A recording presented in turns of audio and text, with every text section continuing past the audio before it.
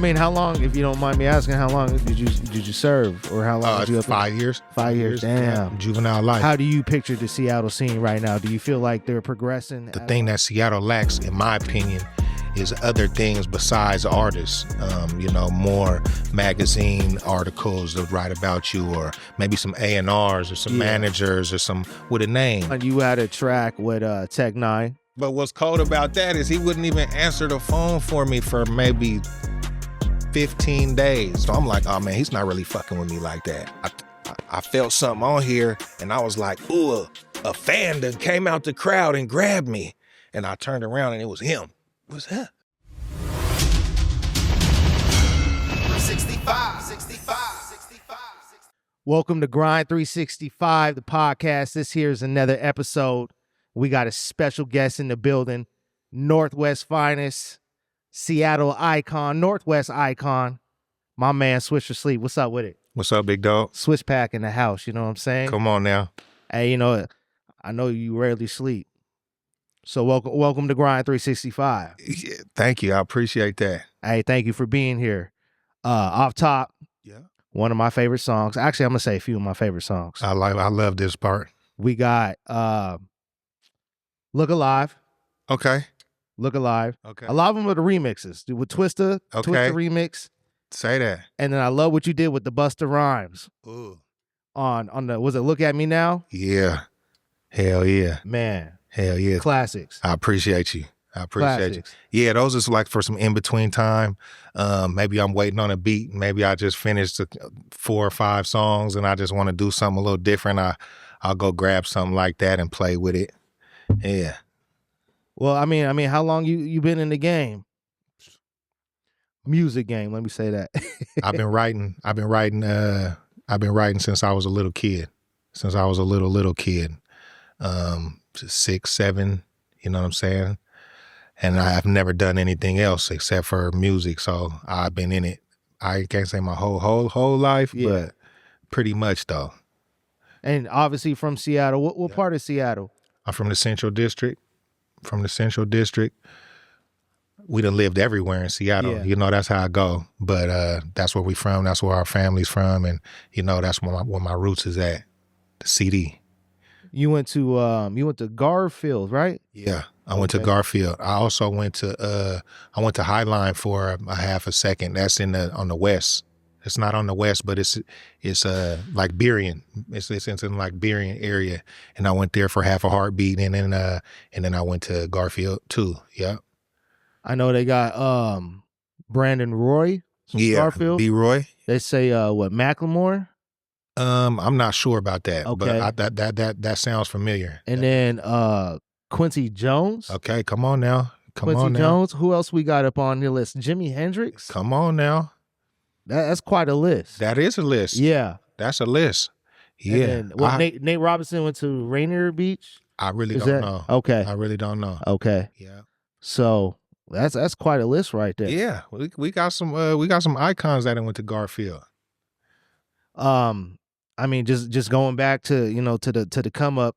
Yeah. I mean, what got you rapping? Like who was some of your influences, if it was even influences?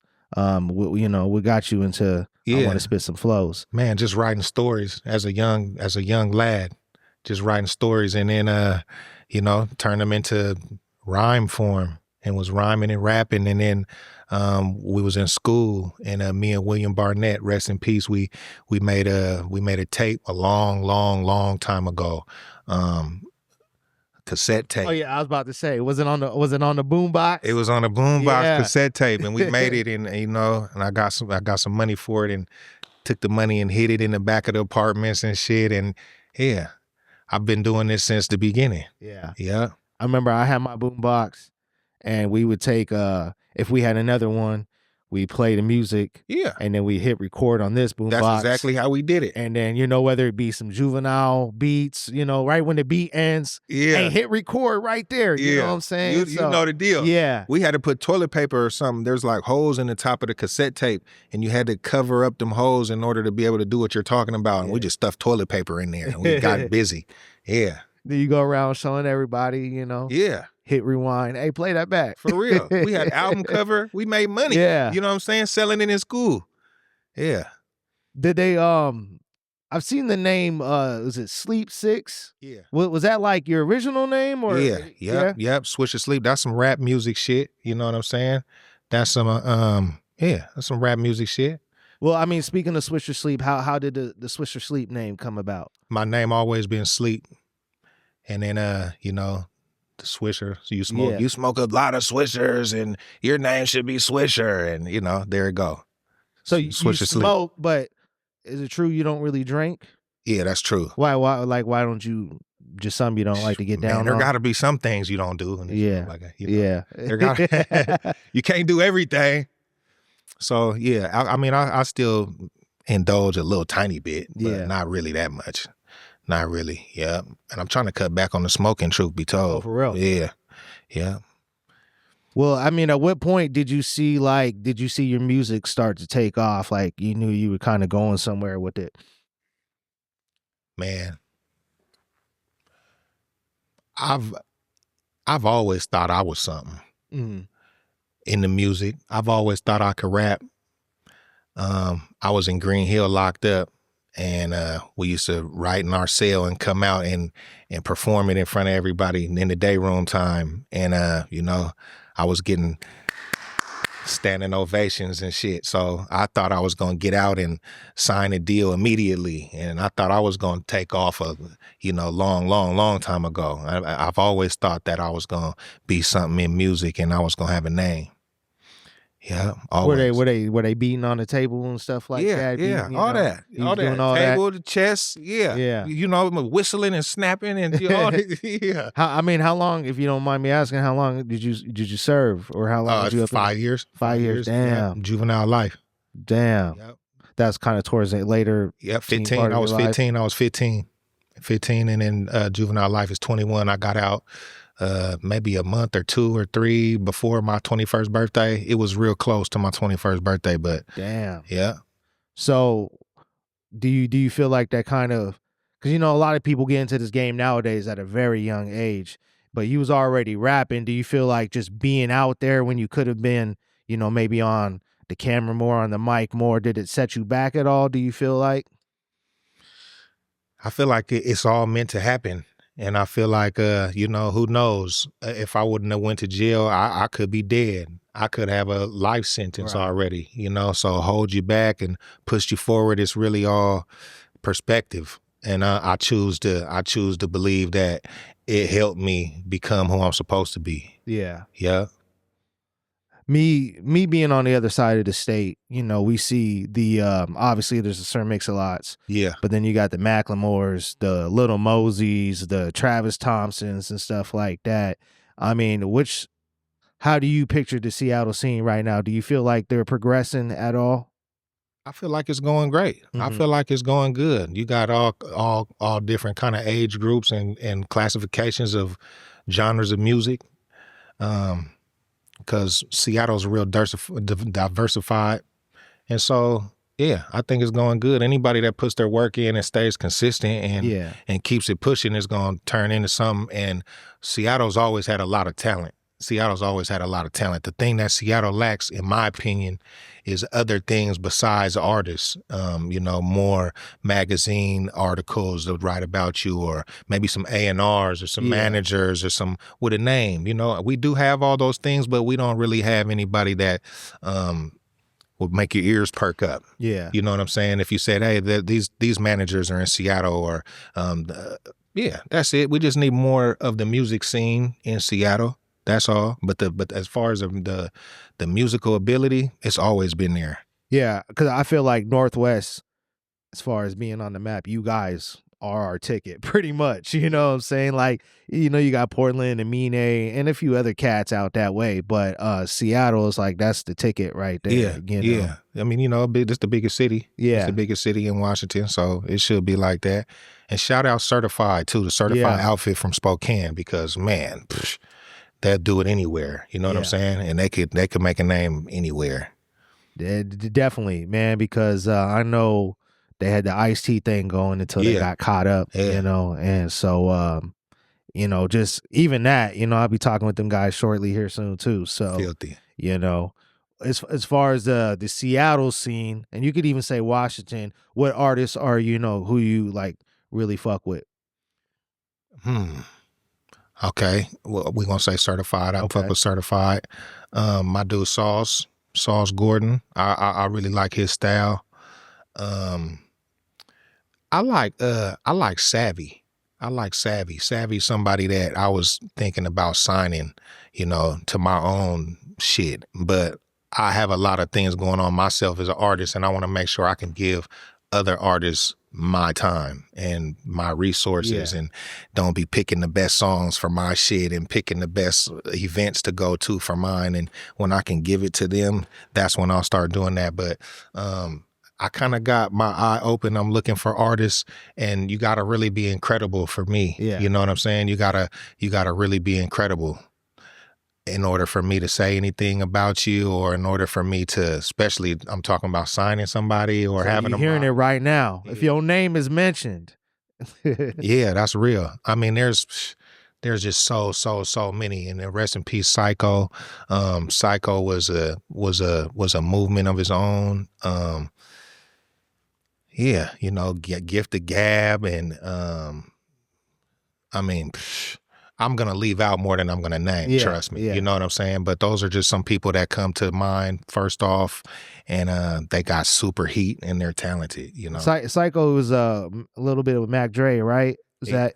Yeah, Okay. we used to work with Mac Dre. Okay. He made the Thiz Dance beat, and he could rap too. You know what I'm saying? He could rap too. So you used to work with Mac Dre as well? Nope. Oh, okay. Nope, I ain't had a chance. Yeah. Well, interestingly, I seen the Mac Wayne, the Blind and Battered documentary. Come on. And that shit had me in awe. Like the whole, I don't even know what made me. I was on Amazon and I came across it, and just the whole story, you know what I'm saying? Yeah. But I know you was obviously, close with him or whatnot. Still him. I just talked to him yesterday. So is he out or is he locked up right now? Halfway house. Okay. Yeah. Okay. So he's halfway out. Yeah. Yeah. And from here down to what, California, he was doing it, huh? Man, that's what they say. Yeah. Yeah. That's what they say. I seen the news article. It said something about I guess the reason why he got caught up is because they were using the voice from his documentary. They matched up his voice from the documentary with, I don't know if it was on a phone or what it was, but I was like, damn, what a way to go out. You know what I'm saying? Blind. Yeah, Blind. If you guys get a chance, man, go look at that, Blind and Battered.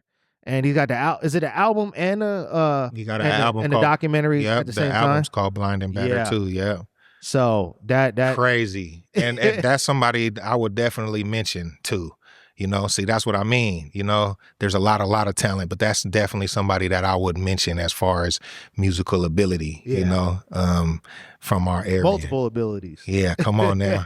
For real. Well, the Hardy Boys, was that like a clique or is that a... Yeah, we was running around. We was running around trying to crumb snatch.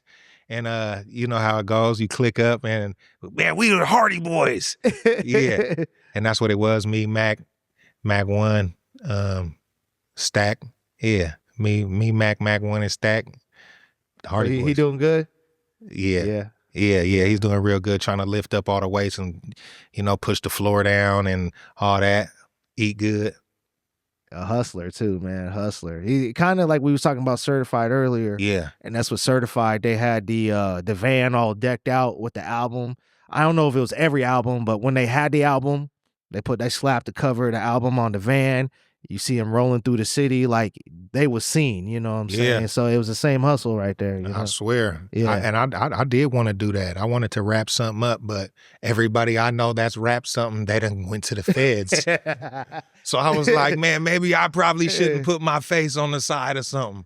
Maybe too much attention. I don't know, man. But you feel good in it. Yeah. Though. Yeah, I swear. Because police gonna follow you. Yeah. They're gonna be, even if, they're gonna maybe be reading it, but they still gonna be following you. So yeah, that's cold-blooded. Early on, you had a track with N9ne. Okay, yeah. Fresh Out. Yeah, that was actually later on, I would consider. Was that later on? Okay. Yeah, it wasn't that long ago. Was that early? It wasn't that long ago. Early 2000s, mid 2000s? No. A little bit later? Yeah. It was probably like 5 years ago. Okay. Wow, really? Yeah. Damn. Yeah. That shows you how many albums. It might be a little longer than that now, Okay. but maybe like 6 years ago. Okay. But There you it was go. close. Well, I mean, how did that connection even come about? Man, they made them guys. They made me go meet N9ne. You know what I'm saying? Benny and BG. They made me go. I was sitting on the couch and they said, "Man, N9ne is coming to town," and I was like, "Okay, that's what's up." And they're like, "Nah, get up." I'm like, "For what?" I don't know N9ne. They're like, "We gonna go meet N9ne today. We're gonna meet him and put your music in his ear, and we're gonna."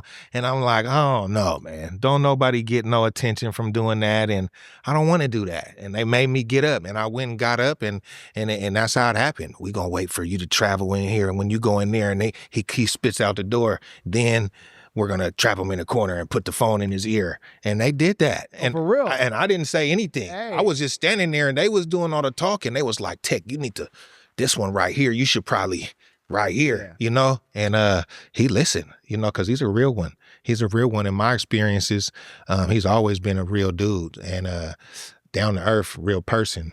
And he put his ear to it and said, "Man, this shit is rocking." Do you consider yourself a chopper, as they say? No.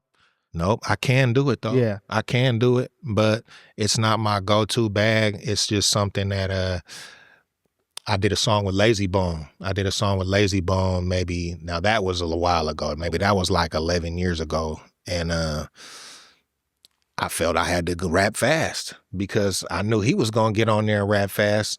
So I just tried my hand at it. And then ever since then, I knew I could do it. And so whenever them fast rappers come around, I'll bring it out, you know. But I like to go probably about half speed, not slow, not fast. More fast than slow, but in the middle though. Well, when did you do was it Strangulations? Yeah. Was that prior or after meeting N9ne to kind of get his attention again? That's it. You already know. Yeah. Yep. I was like, "Oh, his artist is doing this. What are they doing? They're rapping on this beat. I'm about to get on this beat and kill it." You know what I'm saying? And yeah, that's a lot of Strange Music fans. That's some of their best. They like that from me, the best. Yeah. Yeah. It's dope. Yeah. Dope, without a doubt. Like, and I mean, you never even disappointed. I haven't heard a track that you disappointed. You know what I'm saying? For real. Straight up. For real. And I mean, you kicked it with him quite a bit, it seems. Did you open up like on tour? How many times were you with him on tour? I think maybe I done like 2 or 3 shows with him. I seen a video he came out. I don't know if it was like he surprised you or something, like mid-performance. Man, that was cold. Yeah. Because I was calling. That's classic Tech. He said, but what's cold about that is he wouldn't even answer the phone for me for maybe 15 days because I was trying to ask questions. "Hey, can I put something up on the, on the big screen? Can I put I'm asking all types of shit." And he wouldn't answer me. So I'm like, "Oh man, he's not really fucking with me like that." He let me get on the show, but he wasn't answering that day either. And so I was just rapping and I felt something on here and I was like, "Ooh, a fan done came out the crowd and grabbed me." And I turned around and it was him. "What's that?" You know what I'm saying? It surprised me. It was some shit. That's dope. Yeah, that was dope. And then you go on. I mean, it seems like you hang out, maybe have breakfast, dinner, or whatever the case may be. Okay, yeah. We sat down and ate. Another connection is Twisted Insane. Insane. Okay, how'd that come about? Okay, matter of fact, it was like over on this side, the Tri-Cities or something like that, I believe. And I used to mess with his artists. He was fucking with him like as an artist, Z, and I was over at his house and they was over there rapping, and I jumped on the song, and then we kind of knew of each other ever since then. You know what I'm saying? We knew of each other, and then we slowly got it, and now we working on an album. It's slowly coming together. That was, you took the words, because I was like, man, your guys' collaboration is so like it's on point. So I was gonna ask, man, I was like, you guys think about an album or something? That's funny, man, that you said that. Insane cold. Yeah. I ain't gonna front. Insane cold. Cold is a motherfucker when it comes to this music shit, man. A lot of people they buckle under the pressure of doing a song with me, and he doesn't. Yeah. You know, there's others that don't too, and I ain't gonna say everybody just bows down because that's not what it is. But there's a lot of artists that be acting hella scary. Yeah. But he's just not one of them. I got a track. In fact, I got a one with him, Brother Lynch on the hook. Yeah. And it's called "Ain't to Be Fuck With." And early on, I don't even know who took it, but someone took the song. They leaked it. I used to get on the Bay Area sites back then. Okay. And someone took it from there and ended up getting more views on my own shit than mine, you know what I'm saying? So, and I remember it was crazy because like at that time, the homie we was opening up for a show, it was like a Halloween show, and he's like, man, I got this. I've always wanted to do a song with Brother Lynch. So that was already like, boom, that was there. But when I heard Twisted Insane and his early shit, this is probably like maybe 2010, whatever it was. And I was like, damn, like this dude's cold. So he the fastest I heard. Yeah. He's the fastest one I done heard. I don't know. I ain't counting syllables or none of that shit. But as far as clarity with the speed, he got it. Yeah. Yeah. He got that. So before I jump in, I guess we can intertwine these. Were you at all with Brain Sick at all?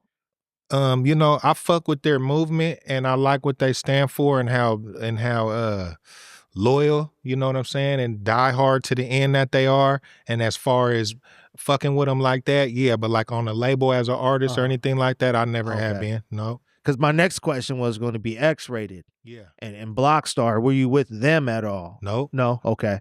So it's always been your own movement, whatnot. Switchpack Music. Switchpack Music. Yeah. Okay. I mean, speaking of X-Rated, how'd you guys link up? Was it the same branch? I used to listen to X-Rated as a youngster. And X-Rated was somebody that I always appreciated their lyrical ability, for sure. We ended up linking up at my dude Rain's studio, Pyramid, in Auburn.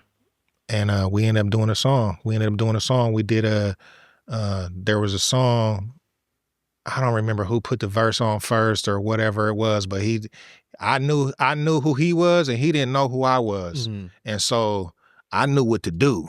You know what I'm saying? Yeah. But he was just in there playing around. And then he heard it. He was like, oh shit. Whoa, huh? Hold up.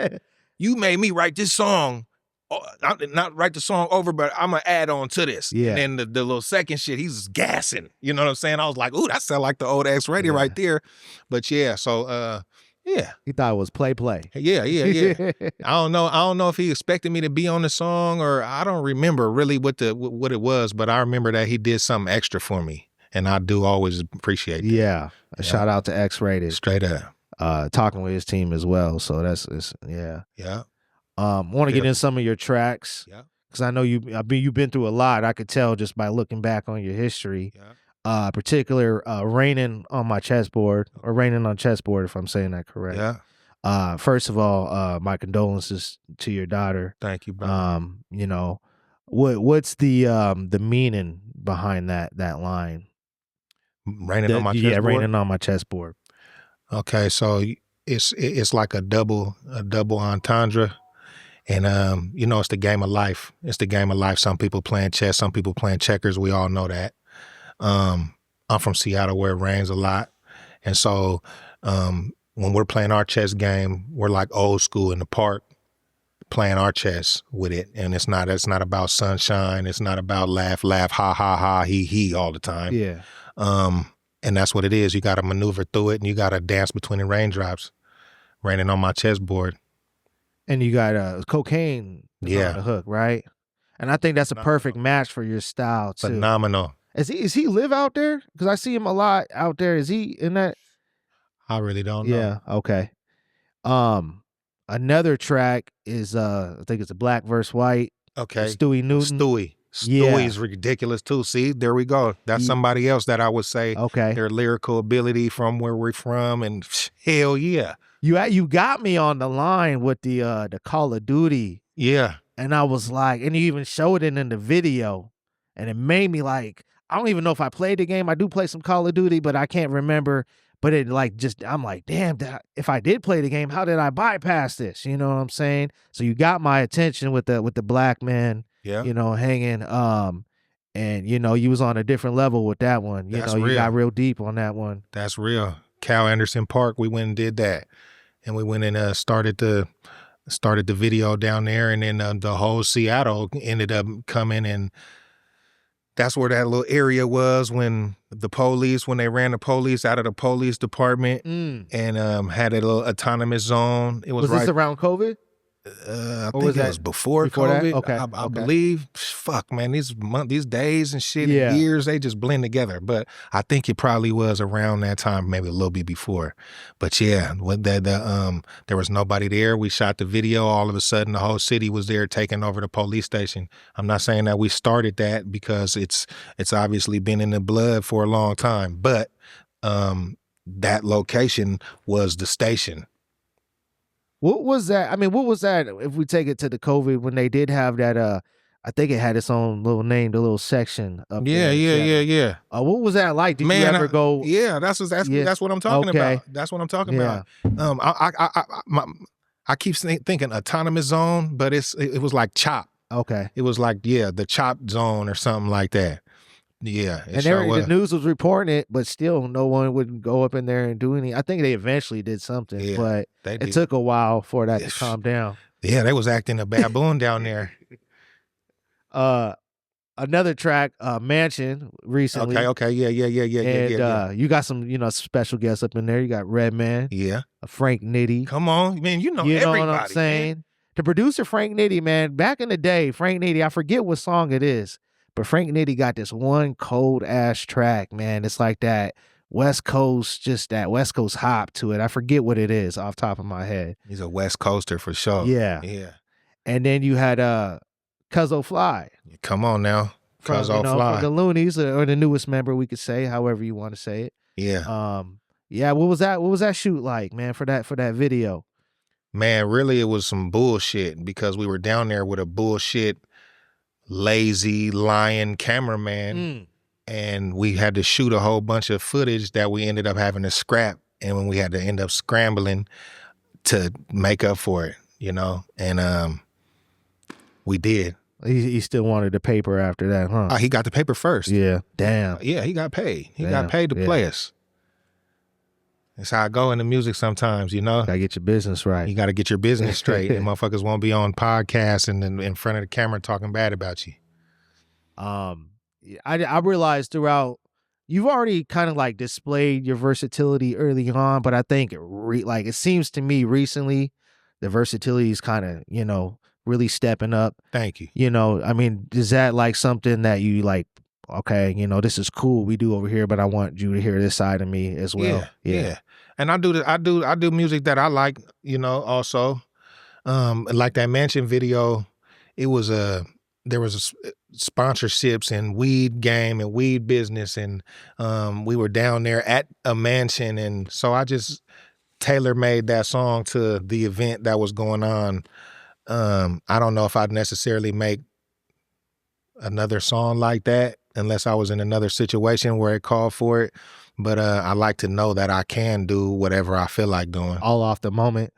Yeah. You got, now, I don't know if I seen this correct. Do you have a song with Twista and Timbaland, or was that kind of? Yeah. Okay. Yeah. Shout out to Mizza and Day One. Okay. Yep. They got an album coming out, and it's going to be on that. And there's another artist on there. I haven't heard the verse, so I can't spit the name yet. But it's me, Twista, and another artist that's big like that. Yeah. On a Timbaland beat. Do you think Twista's heard your version? He did. He did? Hell yeah, he did. Did he give you feedback at all? Yeah, he snapped on it. Yeah. He showed me, he listened to it by That's what he dope. did to it. That's dope. But maybe in a DM. Yeah. You know what I'm saying? And you got E-40 on tracks and stuff like that too, right? I got E-40 on a song, but the coldest thing about E-40 is when he called me on the phone. He called me on the phone one day. He just called me. The blind man, Mac Wayne, was down there doing a song with him, and the blind man he was playing a song in the studio, and the way that the story's told to me is that E-40 ended up coming into the room and going, "Yeah, who is that right there?" And he was like, "Man, that's my dude Sleep from Seattle." He said, "That ain't your partner, call him right now if it is." And I was in there arguing with the bride on the freeway. you know, and I answered the phone, hello? And I knew just who it was. And I was like, what is going on here? This is E-40. He was like, yeah. Hang the phone up. I'm going to leave a voice message on your voice machine. I charge motherfucker $5,000 for this. I'm going to give it to you on GP. I like your style. I like your everything. Let's just go ahead. And I did. Yeah. Was Mac Wayne with him physically? Yep. Wow. Damn. That's dope. Hell yeah. That's dope. So he even like, he out there vouching for you too. Like, check out the homie, huh? Still is to this day. Yeah. You know? That's dope. It is for real. Shout out to Mac. Blessing. Man. Yeah. Shout Mac Wayne. With all these features that we're talking about, is there a feature that like kind of like on the wish list that you would love? I mean, you already got N9ne, so that's kind of already up there. But you know, anybody, and it could be creative, whatever the case may be. Is there somebody on top of your list that it's like one day? I probably would want to do something with Royce da 5'9". Okay. Royce da 5'9", because he's considered very elite lyrically, and I put him up there too. You know, I just want to be able to show what I can do on the same song with the same amount of pressure. You know, I mean, they probably don't got no pressure or whatever, but I'd have pressure to perform, and I just like that. I like having to be good. Yeah. Yeah. And he gonna bring it too. Oh yeah, he one of the GOATs, man. I mean, man. Yeah. If he don't, then he's right. He gonna be mad later. So yeah, I mean, you done got E-40, N9ne, Twisted Insane. I mean, speaking of, when I remember this, you remember when Twisted Insane and Tech had their differences? Well, I mean, what was your take on that? Because to me, it hurt. Like, yeah. I think they're better now, if I'm correct. I'm not quite sure. But I was like, damn, this is the shit that I don't want to see as Tech and, you know, Twista, or not Twista, but Twisted Insane kind of having their differences. Truthfully, I didn't have no take on it at all. And when other people have beef with each other, I don't have no business in it, so I don't pay it no mind. I feel it. Yeah. I feel it. I just know, hopefully it's done. Hopefully, I'm not sure, but you know, hopefully that's out the way, and we see some of our underground greats stop going at it. Getting some like little side projects of yours. Do you still got the pre-roll joints and stuff like that? Oh yes. So shout out to Scott McKinley, and he put me on with those. I do not. Okay. It was a thing, we ran it through, and that was over. And then ever since then, I've been offered to get it a bunch of times, but now I'm a little smarter because I did it once. Right. And so it has to be the right situation. It has to be the right everything. Because I was going to ask if you were still in business with Sean Kemp when you had that going. Yeah. No. He be heavy out there too. Yeah. You know, I know he was going through what he was going through out that way. And so Sean? Yeah, okay, Sean Kemp. Yeah. Hell of a basketball player, man, for real. And they need to bring the Sonics back. Come on now. They need to bring the Sonics. That's one thing that I've been, like, every time we get the news clips and they've been teasing you, and you're like, come on, man, stop teasing me. They're like, we're going to take Sacramento Kings away, then we're going to give it to Sonics. Because I've only been about that. You know? Yeah. They just keep lying. You know what I'm saying? I don't care if they call them the Supersonics, the Junior Mariners. I don't care. If we can get a basketball team and I can go to the basketball games, I'll be happy. And it hurt me even more because they had Kevin Durant. Oh man. They had the Thunder early. Well, it was Sonics originally. We're gonna say that. But they had that, and then it went on to be Thunder. And then we seen the squad that they had, and we're like, damn, this could have been all Seattle right here. And look at them now. Yeah. They're #1 in the West.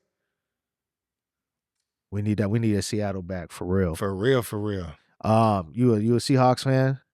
No. Yeah, neither am I. But, you know, people like, and they're like, why aren't you ain't. I'm like, look, no offense to Seattle, but I'm from Spokane, so it's not like if you was a Spokane team, then I have to really go with you. But since that's on the other side of the state, it's free game on who I cheer for at this point. I used to ride with the Seahawks. I used to ride with them. Yeah, I don't.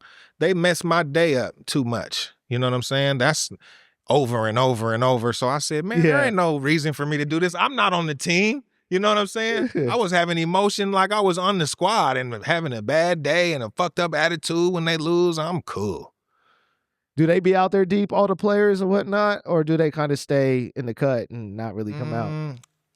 You know, it all depends who you are Yeah. and where you're at. They don't be around me. Yeah. Yeah. I'm sure they So be in out the though. spots, though. Yeah. For real.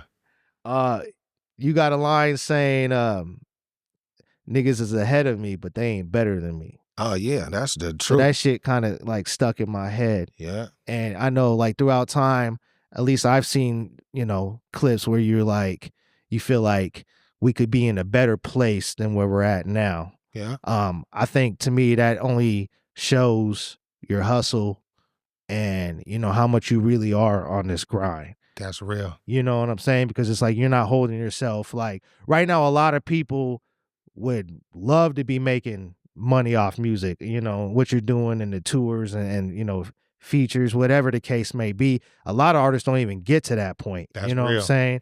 Blessing from the Most High, for real. For real. Yeah. And it just shows like where you stand and where you want to be.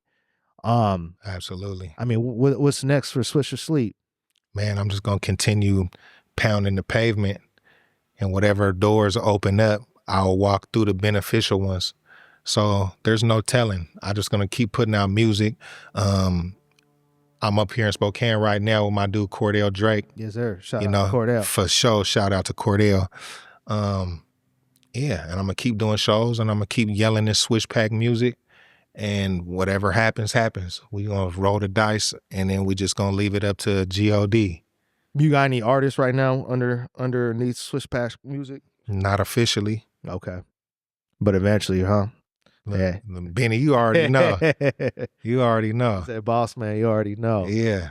Well, to the independent artists, before we get up out of here, I mean, what's some game you can give them? Anybody that looking up to Swisher Sleep that's been in the game as long as you have, consistently doing it as long as you have, everything that you've gone through, they're like, damn, like, what advice could you give them if they haven't had the chance to, talk to you? It's a good question. I would just say, know what you want. Know what you want out of the game. And just like a boxer, you can box for money or you can box for legacy. And same, you can rap for money or you can rap for legacy. And it depends on what you want. Do you want to be recognized and known as from your fans as somebody that's gonna give them something that they can feel? Yeah. Or are you gonna be a microwave artist? And that's not bad because they make a lot of money. But if you go up to the maybe I'll say the top 40 versus the underground, so like you could have the most money and have the biggest name, but if you ask every person who actually listens to your music, who's your favorite artist, they will never say their name. Everybody knows them. Everybody likes them good enough. But they don't, yeah. But you're not my favorite. You're just, you kind of sound like them and them and them and them and them. And that's why I like you, because you sound like them and you sound like today's music. But if you want to be an artist like what I strive to be, I am people's favorite artist. Not everyone's, but the ones that know me, they know. They really know. Yeah. And that means a lot to me. It means a lot to me. And it comes with struggle. It does. It comes with struggle.